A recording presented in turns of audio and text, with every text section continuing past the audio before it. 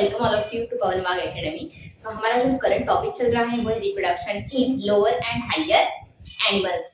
तो हमने last time female reproductive system को इन डिटेल कंप्लीट किया था। तो आज हम स्टार्ट कर रहे हैं मेंस्ट्रुअल साइकिल के बारे में। मैंने लास्ट टाइम भी बताया था आपको। तो मेंस्ट्रुअल साइकिल इन डिटेल देखने वाले हैं। जिन बच्चों ने अभी तक ये टॉपिक की जो भी रिमेनिंग प्रीवियस सेशन से वो अगर देखे नहीं है तो प्लीज वो एक बार कवर कर लीजिए। तो चलिए स्टार्ट करते हैं मेंस्ट्रुअल साइकिल के बारे में। मेंस्ट्रुअल साइकिल,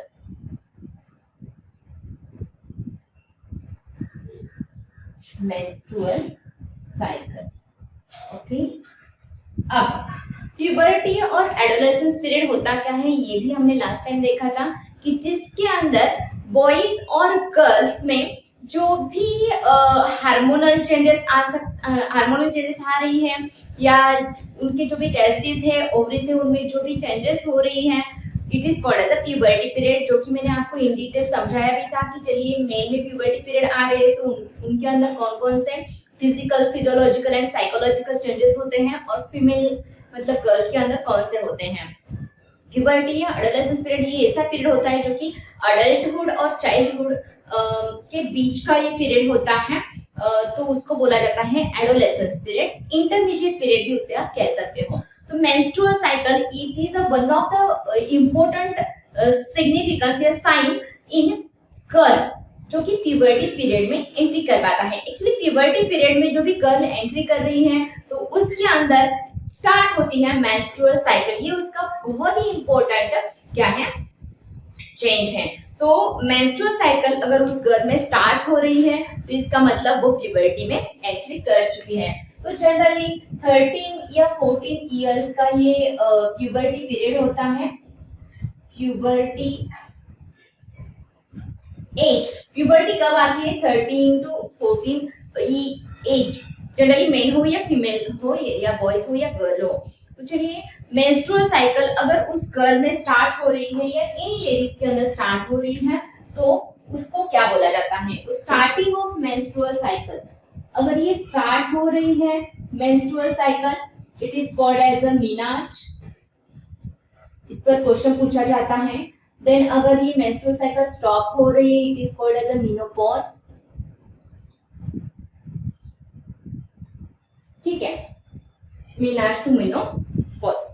अब ये मेंस्ट्रुअल साइकिल होती क्या है? द मंथली चेंजेस और द ओवेरियन और uterine changes occurs in each month. Every month में जो भी ओवरी में चेंजेस हो रही है या यूटेरस के अंदर चेंजेस हो रही है उस चेंजेस को हम बोलते हैं menstrual cycle. Cyclical changes occurs in each month. Cyclical changes occurs in each month. और किसमें ये चेंजेस दिखाई दे रही है? ओवरी में भी चेंजेस दिखाई दे रही है, प्लस ही यूटेरस के अंदर भी चेंजेस दिखाई देती है, प्लस हार्मोनल चेंजेस भी दिखाई देते हैं। तो वो हम ईच फेजेस के अंदर मैं आपको बताऊंगी। तो ये साइक्लिकल कुछ चेंजेस होते हैं। Cyclical changes occurs in monthly, occurs monthly in ovary and uterus। और ओवरी और यूटेरस में क्यों होती है? क्योंकि उसके अंदर हार्मोनल चेंजेस होते हैं। उसकी वजह से उसका एंडोमेट्रियम ब्रेक होना या ओव्यूम रिलीज होना, इंक्रीज या डिक्रीज, जो भी हार्मोनल चेंजेस है उसकी वजह से ये चेंजेस आपको दिखाई देती है। It is called the menstrual cycle.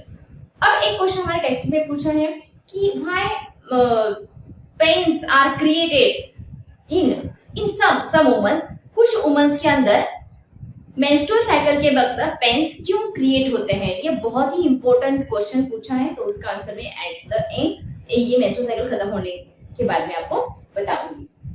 तो ये मंथली चेंजेस होते हैं, सभी को पता है। साइक्लिकल चेंजेस होती है मेंस्ट्रुअल साइकिल।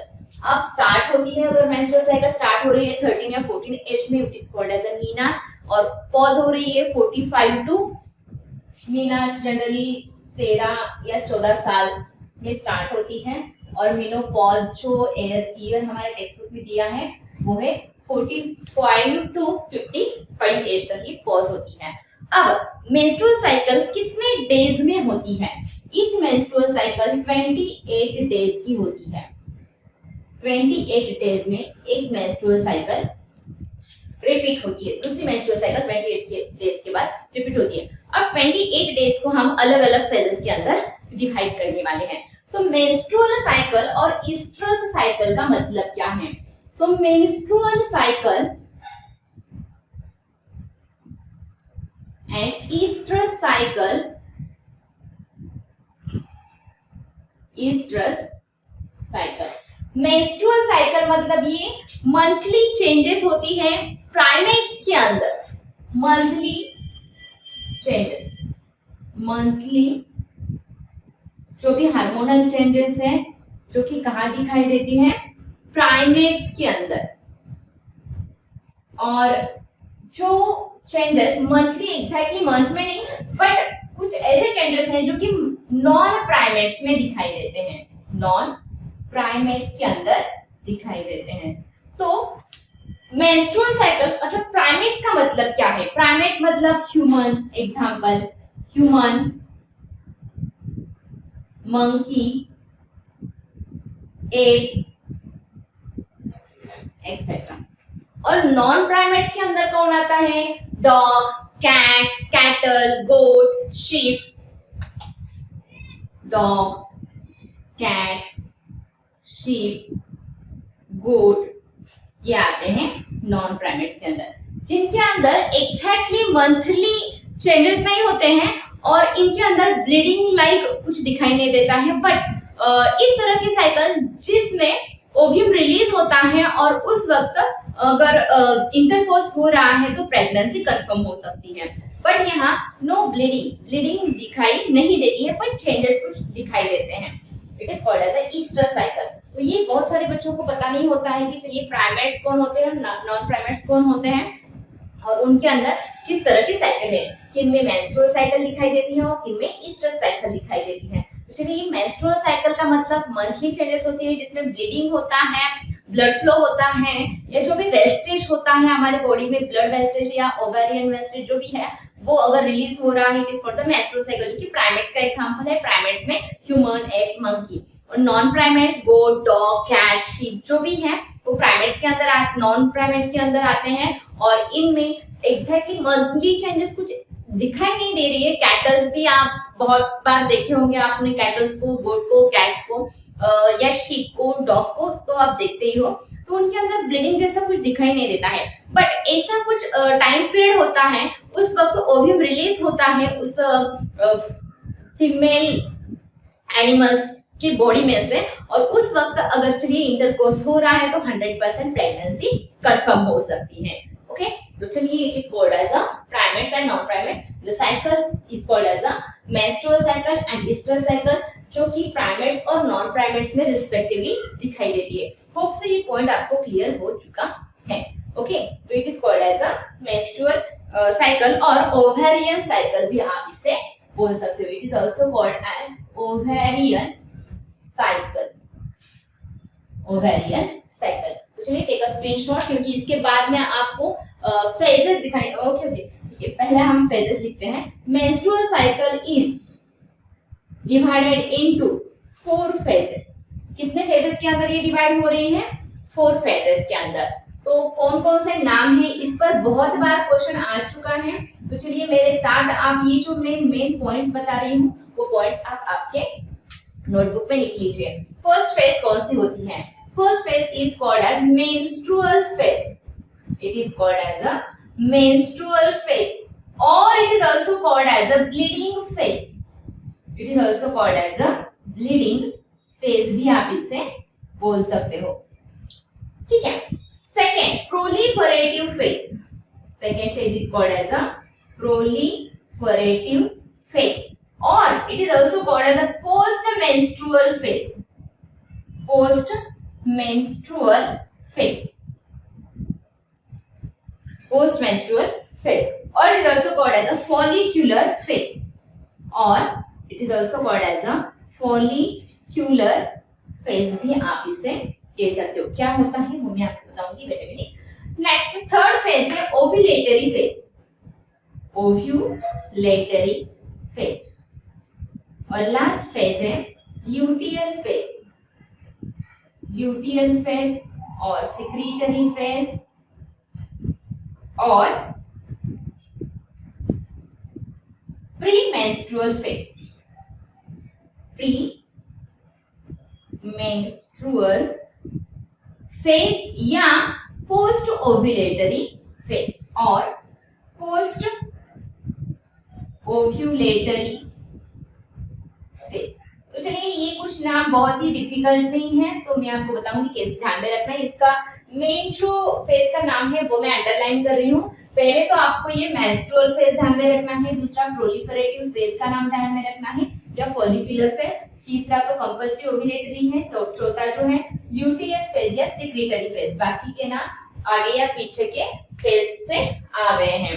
तो चलिए फर्स्ट मेंस्ट्रुअल फेज। तो मेंस्ट्रुअल फेज ये एक्चुअली मेंस्ट्रुअल साइकिल जब भी स्टार्ट होती है उसका ये प्राइमरी फेज है या पहली फेज है जिसके अंदर एक्चुअल ब्लीडिंग स्टार्ट हो जाती है। तो एक्चुअल ब्लीडिंग जिस फेज के अंदर स्टार्ट होती है it is called as a bleeding phase. Actually main phase का नाम है मेंस्ट्रुअल फेज, बट इस फेज के अंदर होता क्या है? यस, ब्लीडिंग स्टार्ट होती है, hence it is called as a bleeding phase. दूसरे फेज का नाम कैसे ध्यान में रखना है वो मैं आपको बता रही हूँ। Second proliferative phase. प्रोलिफरेट हो रही है मतलब ग्रो हो रही है। प्रोलिफरेट का मतलब है ग्रो होना, ग्रो हो रही है। It is called as a follicular. Follicular phase का मतलब यहाँ फॉलिकल्स तैयार हो रहे हैं। फॉलिकल मतलब यस, लास्ट सेक्शन में मैंने आपको बताया था कि फॉलिकल मतलब जिसमें प्राइमरी से सेकेंडरी, सेकेंडरी से टर्शरी, टर्शरी से ग्राफियल फॉलिकल तैयार हो रही है। मतलब जो भी फॉलिकल्स के अंदर चेंजेस हो रही है वो चेंजेस जिस फेज के अंदर दिखाई देती है उस फेज का नाम है फॉलिकुलर फेज। फॉलिकल्स के अंदर के चेंजेस जिस फेज में दिखाई देती है it is called as a follicular phase. Exactly. Next, why it is called as a post menstrual? क्योंकि मेंस्ट्रुअल फेज के बाद की फेज है ना, तो it is also called as a post menstrual, या जस्ट माइंड में रख सकते हो। नेक्स्ट तीसरी फेज है ओव्यूलेटरी। इसका दूसरा कोई नाम नहीं है। ओव्यूलेटरी फेज का मतलब जिसमें ओव्यूम रिलीज हो रहा है ओवरी से, मतलब ओव्यूलेशन किस फेज के अंदर दिखाई देती है? ओव्यूलेटरी फेज के अंदर।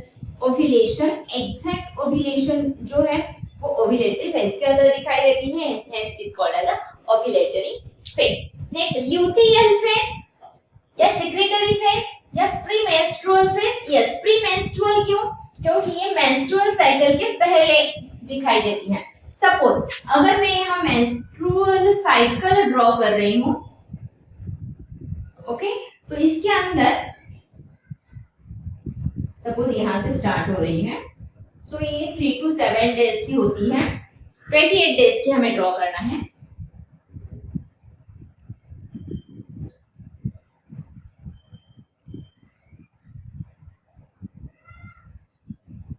यहाँ ओव्यूलेटरी होगी,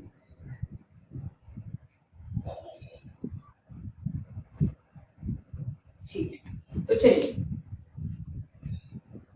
ये है फर्स्ट फेज, ये है सेकेंड फेज, ये है एक्चुअली 14 डेज वाली ओव्यूलेटरी फेज और ये है फोर्थ फेज। तो ये हमें कुछ नाम चेंज कर रही हूँ। 1 2 3 4। ओके, समझ में आया? ओके, फर्स्ट पहली फेज मेंस्ट्रुअल फेज, या आप इसे और कौन सा नाम दे सकते हो? Bleeding phase. सेकेंड फेज जो है उसको आप प्रोलिफरेटिव या ग्रोइंग फेज बोल सकते हो, या मेंस्ट्रुअल साइकिल के बाद आने वाली फेज बोल सकते हो, या जिसमें फॉलिकल्स तैयार हो रहे हैं तो फॉलिकुलर फेज बोल सकते हो। तीसरी जो फेज है वो ओव्यूलेटरी फेज है। इसमें एक्चुअल ओव्यूलेशन दिखाई देता है, मतलब release of ovum from ovary at the 14th days of menstrual cycle. Actually menstrual cycle कितने डेज की होती है? 28 डेज की। तो एग्जैक्टली मिडल डेज में कौन सा फेज होता है? ओव्यूलेटरी, ओव्यूलेशन होता है ovulatory phase. Next luteal phase या सिक्रीटरी फेज। होल एंडोमेट्रियम यहाँ पूरा का पूरा तैयार होता है, जैसे पहले था 8 to 10 मिलीमीटर इतना पूरा एंडोमेट्रियम यहाँ तैयार होता है, सीक्रेट होता है। It is called as a secretory phase. It is also called as a premenstrual. अब प्रीमेंस्ट्रुअल क्यों? क्योंकि यहाँ आप देख सकते हो ये मेंस्ट्रुअल फेज है तो इसके पहले वाली ये फेज है, तो it is called as a premenstrual phase. और ये ओव्यूलेशन के बाद आ रही है तो it is called the post ovulatory phase. तो ये जो दाखे के नाम है ये आपको खाली आगे या पीछे वाले फेज से ध्यान में रखने हैं, कौन सी प्री है कौन सी पोस्ट है। ओके, होप सो ये फेजेस के जो भी नाम है वो आपको ध्यान में रहेंगे। तो और एक बात मैं आपको यहाँ बताना चाहती हूँ कि कौन कौन से डेज में ये फेजेस एक्चुअली फॉलो की जाते हैं।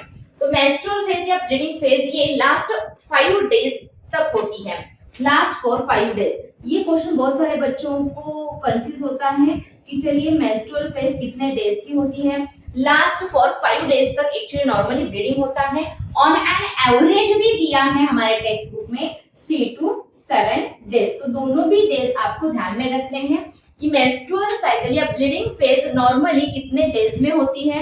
लास्ट फॉर 5 डेज या आप बोल सकते हो 5 डेज में, फर्स्ट टू 5 डेज, और ऑन एन एवरेज जो वर्ड दिया है इट इज 3 to 7 डेज का ये होता है, ध्यान में रखना है।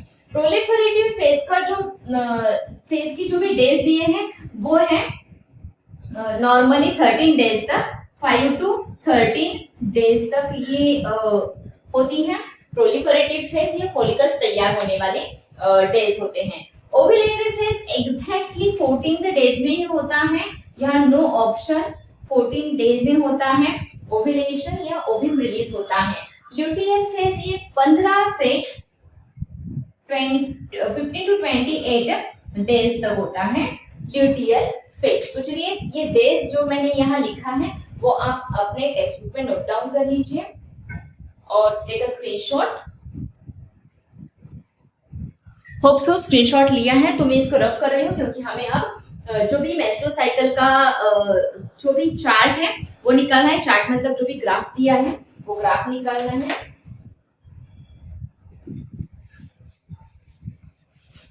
मैंने 2 बार इसको रिवाइज किया है तो चलिए इसका अगेन रिवाइज नहीं कर रही हूँ, डायरेक्टली हम इसका जो भी चार्ट दिया है वो मैं एक्सप्लेन करूंगी कौन कौन से चेंजेस मेंस्ट्रुअल साइकिल के वक्त हमारे बॉडी में होते हैं।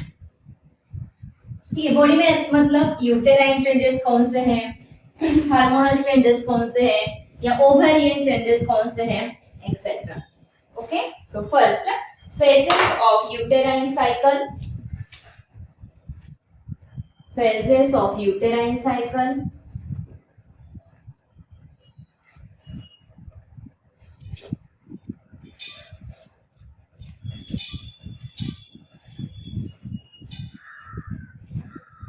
ठीक है, तो यहाँ लिख रही हूँ phases of uterine cycle।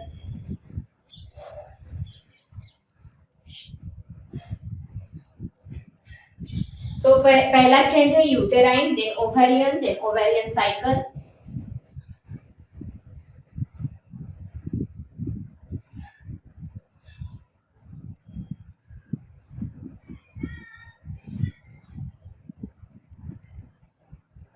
Ovarian hormonal cycle.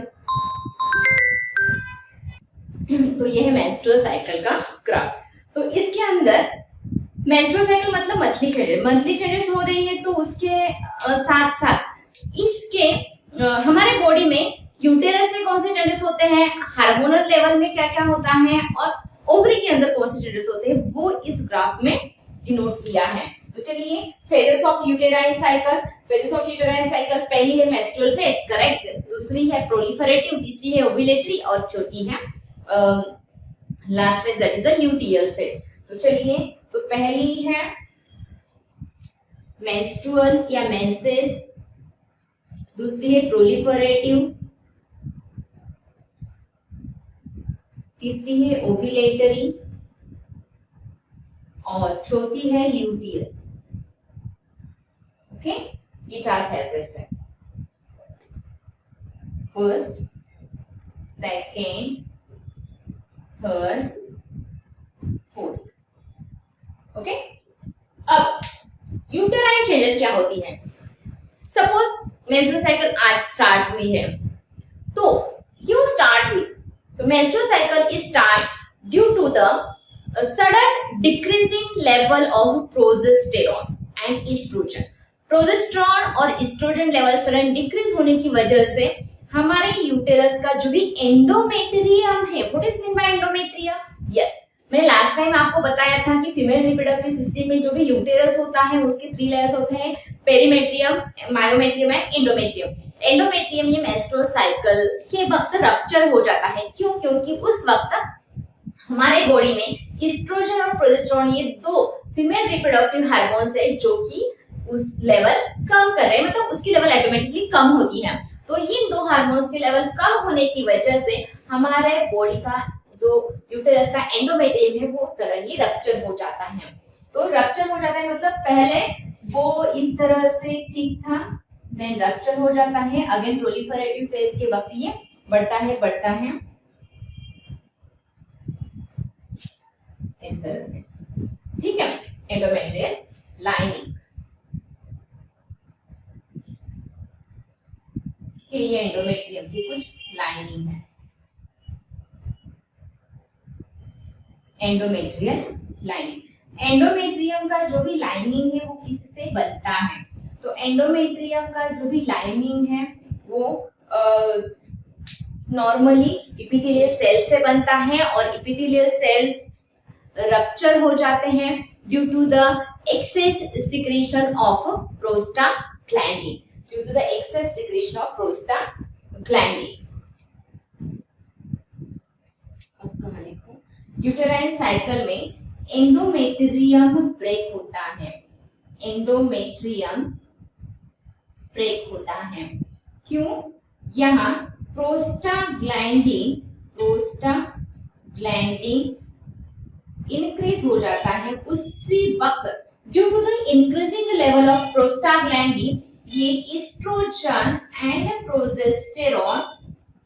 Progesterone का लेवल कम कर देता है और वो लेवल कम होने की वजह से ही हमारे बॉडी का एंडोमेट्रियम जो है यूटेरस का वो रप्चर हो जाता है। Due to the rupturing of endometrium suddenly bleeding start हो जाता है।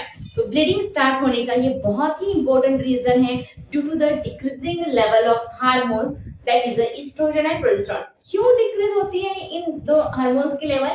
Due to the exactly increasing level of prostaglandin. अब मैंने आपको अभी 5-10 मिनट पहले बताया था कि कुछ वुमेन्स में ड्यूरिंग द मेंस्ट्रुअल साइकिल क्यों एब्डोमिनल पेन्स क्रिएट होते हैं। तो चलिए मैं उसका आंसर अब बता रही हूँ।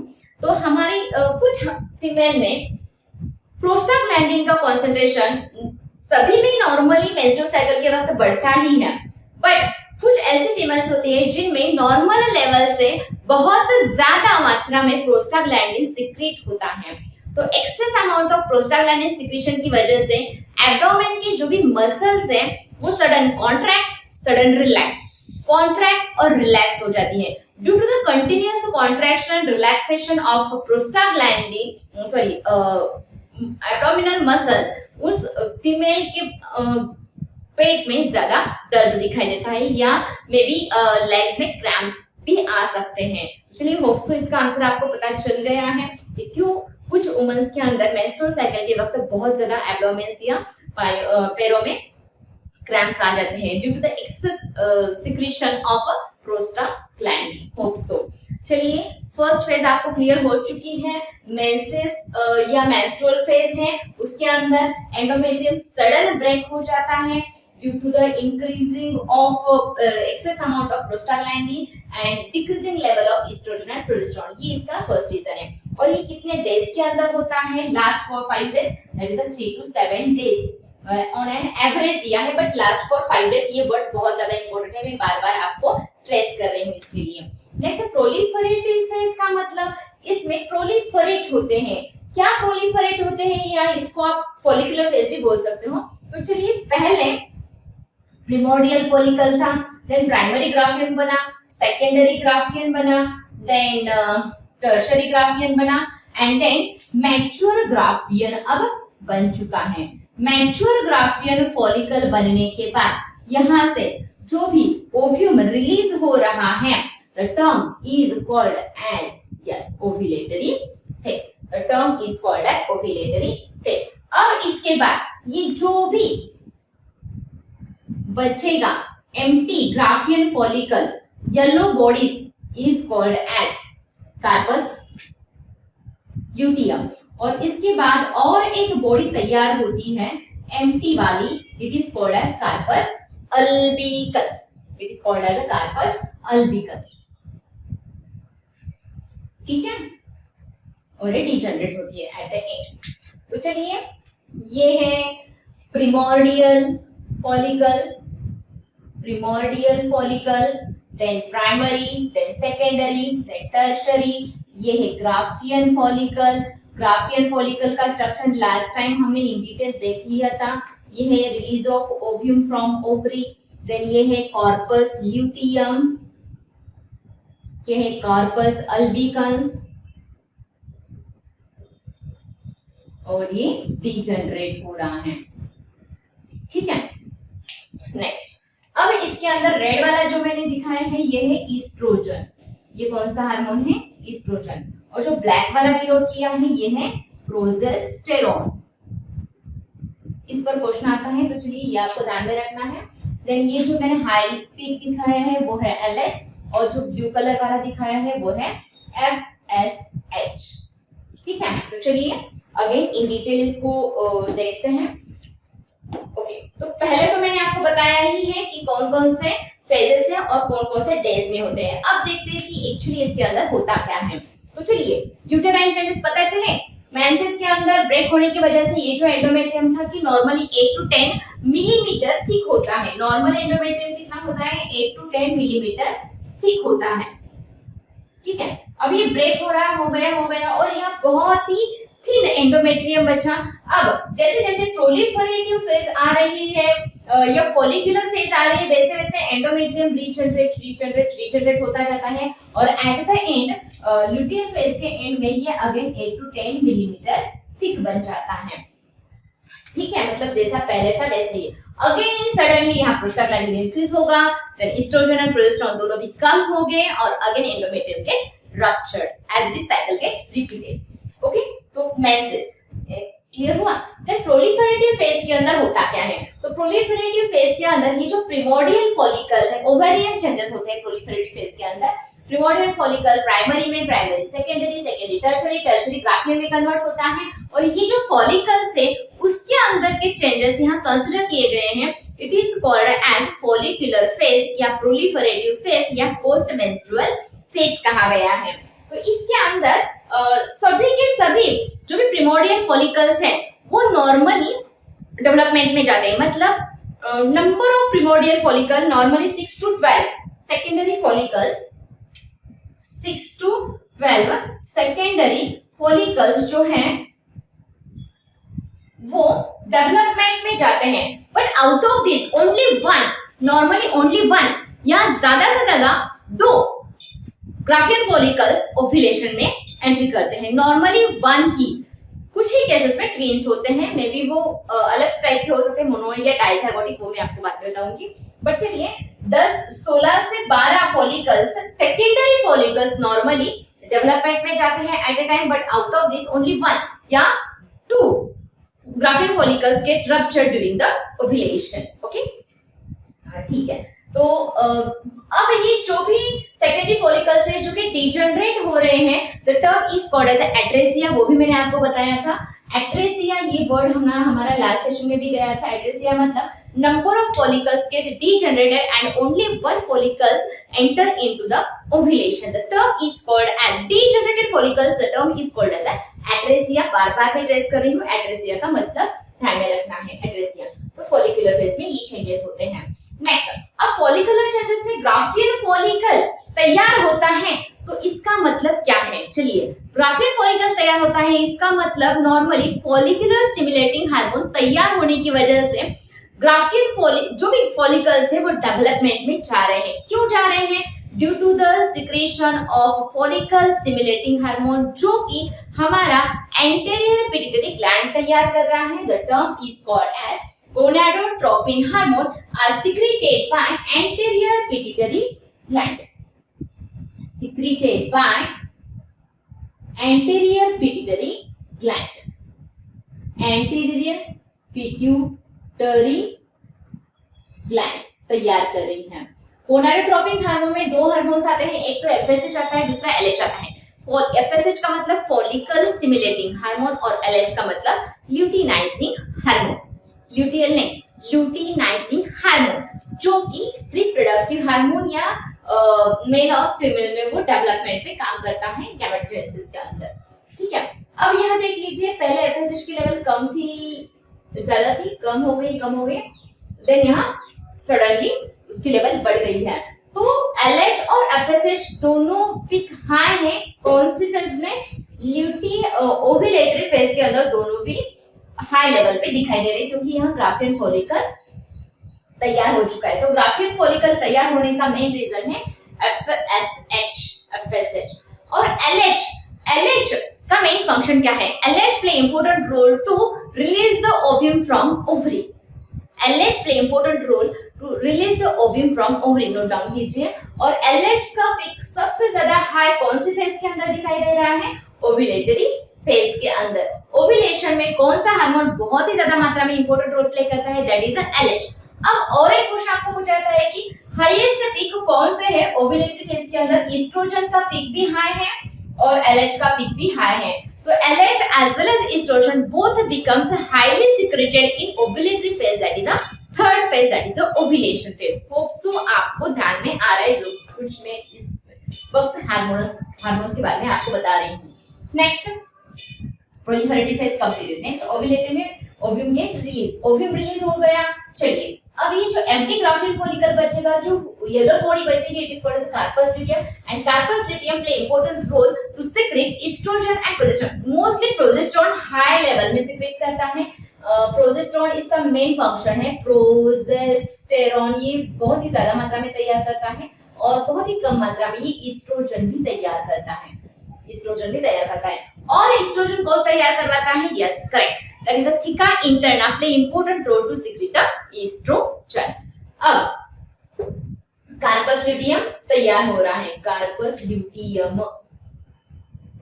ओके, अब क्या प्रोजेस्टेरोन और एस्ट्रोजन कार्पस ल्यूटियम तैयार करता है। अब ये कार्पस ल्यूटियम अगर सपोज ओव्यूम रिलीज होने के बाद ये ओव्यूम अगर स्पर्म के साथ फ्यूज हो रहा है, इंटरकोर्स होने के बाद अगर फ्यूज हो रहा है तो वो कितने आवर्स में फ्यूज होना चाहिए? दैट इज 24 आवर्स के अंदर ओव्यूम फ्यूज या फर्टिलाइज विथ स्पर्म। अगर उसके बाद फ्यूज हो रहा है तो यहाँ प्रेगनेंसी कंफर्म नहीं होगी या फर्टिलाइजेशन पॉसिबल नहीं है। अब कार्पस ल्यूटियम अगर फर्टिलाइजेशन हो गया है तो corpus luteum remains up to 3 month या 12 वीक्स तक ये हमारे बॉडी में जैसा है वैसा ही रहेगा, जो कि एस्ट्रोजन बहुत ज्यादा मात्रा में तैयार करेगा। मैं कब बोल रही हूँ? अगर if fertilisation occur, if fertilisation हो गया है तो 12 वीक्स तक ऐसे ही रहेगा। इफ नो फर्टिलाइजेशन ये 2 वीक्स में डिजनरेट होगा। चलिए नोट डाउन कीजिए इसको। अगर फर्टिलाइजेशन हुआ है तो 12 वीक्स तक ये जैसा है वैसा ही रहेगा, क्योंकि कार्पस ल्यूटियम ये प्रोजेस्टेरोन तैयार करवाता है और प्रेगनेंसी अगर कंफर्म है तो प्रेगनेंसी मेंटेन करना भी उतना ही इंपॉर्टेंट है। तो progesterone play important role to maintain the pregnancy, note down it. And अगर प्रेगनेंसी नहीं रही है, फर्टिलाइजेशन नहीं हुआ है, तो corpus luteum get degenerated within the 2 weeks. Normal 15 days में ये डीजनरेट हो जाता है। ओके, देन कार्पस ल्यूटियम ये येलो बॉडी है, देन व्हाइट स्केल्स अगर तैयार हो रही है तो corpus albicans, then it get finally degenerated. Okay, तो चलिए हार्मोन्स के बारे में आपको समझ में आ चुका है कि कौन कौन से चेंजेस इसके अंदर होप सो दिखाई देंगे। ओके, अब प्रोलिफरेटिव फेज के अंदर नॉर्मली कितने mm का होता है? Eight the and 3 to 5 mm का दिखाई दे रहा है, इसके हाफ वाला कितना? 3 to 5 mm, और एट द एंड वो 8 to 10 mm में कन्वर्ट होगा। तो इस फेजेस को हम बोल रहे हैं menstrual phases, menses, proliferative phase, ovulatory phase and at the end luteal phase या सिक्रीटरी फेज, जहां एंडोमेट्रियम पूरा का पूरा तैयार हो रहा है। Is it clear? Okay, hope so. तो चलिए take a screenshot. Okay, hope so screenshot लिया है।